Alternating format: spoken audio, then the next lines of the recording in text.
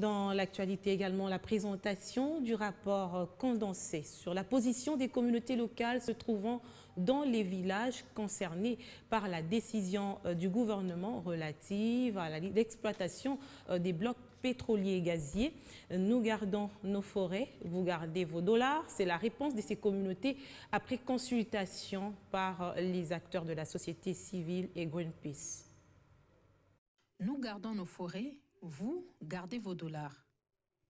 C'est la voix des communautés locales contre les appels d'offres des blocs pétroliers et gaziers au Congo, présentés dans un rapport de travail de terrain effectué dans quelques villages concernés par la décision gouvernementale relative à l'exploitation de 27 blocs pétroliers et 3 gaziers.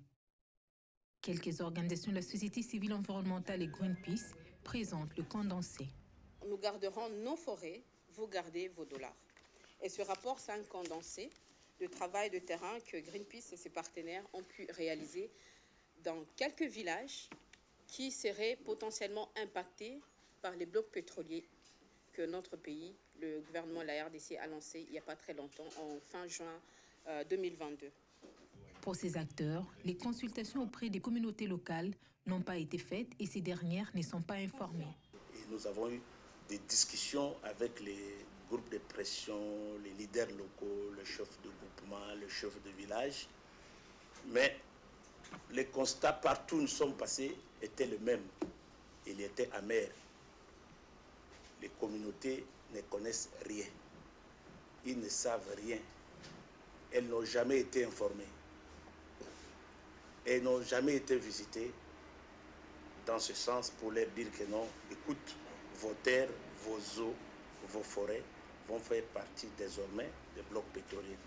Conséquence, le risque est permanent pour déstabiliser le climat, la biodiversité et surtout la santé. Les populations en RDC vivent, n'est-ce pas, dans des zones rurales.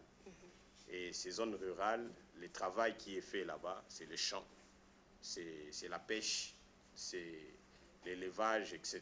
C'est ça même la base, c'est ça même le travail des communautés locales. Et comprenez que le reste des blocs pétroliers se trouve dans les terres des communautés locales. S'ils sont exploités, c'est que c'est la vie des communautés locales qui sera entamée. Une autre précision apportée lors de cette conférence de presse est que 3 des 27 blocs pétroliers se trouvent dans les zones des tourbières de la cuvette centrale, une bombe à carbone avec une importante capacité de séquestration carbone estimée à 3 ans d'émissions de gaz à effet de serre mondial.